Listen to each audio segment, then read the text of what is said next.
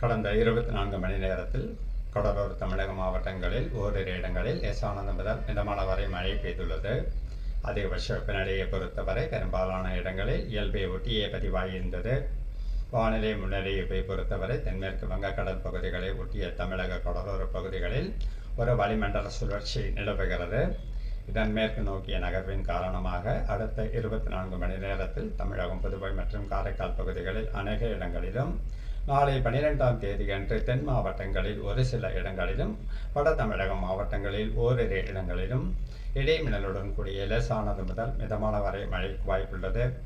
கனமழையை பொறுத்தவரை அடுத்த 24 மணி நேரத்தில் கன்னியாகுமரி, திருநெல்வேலி, தூத்துக்குடி, தென்காசி உள்ளிட்ட மாவட்டங்களில் ஓரிரு இடங்களில் கன முதல் மிக கனமழையும், விருதுநகர், ராமநாதபுரம், சிவகங்கை, புதுக்கோட்டை, டெல்டா மாவட்டங்கள் மற்றும் காரைக்கால் பகுதிகளில் ஓரிரு இடங்களில் கனமழைக்கும் வாய்ப்புள்ளது.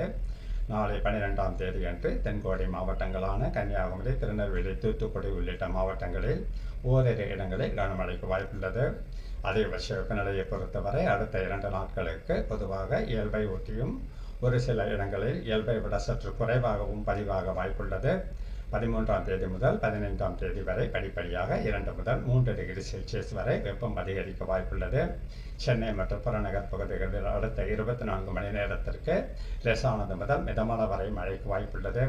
மீனவர்களுக்கான எச்சரிக்கையை பொறுத்தவரை அடுத்த 2 நாட்களுக்கு தமிழக கடலோர பகுதிகள், மன்னார் வளைகுடா பகுதிகள், குமரிக்கடல் பகுதிகள், தெற்கு கேரள கடலோர பகுதிகள், லட்சத்தீவு மற்றும் மாலத்தீவு கடல் பகுதிகள், இலங்கை கடலோர பகுதிகளிலும், 12 மற்றும் 13ஆம் தேதிகளில் தெற்கு கேரள கடலோர பகுதிகள், அதனை ஒட்டிய மன்னார் வளைகுடா பகுதிகள், லட்சத்தீவு மற்றும் மாலத்தீவு கடல் பகுதிகளிலும் சூறாவளி காற்று வீச வாய்ப்புள்ளதால் மேற்கண்ட நாட்களில் மீனவர்கள் இப்பகுதிகளுக்கு செல்ல வேண்டாம் என்று அறிவுறுத்தப்படுகிறார்கள்.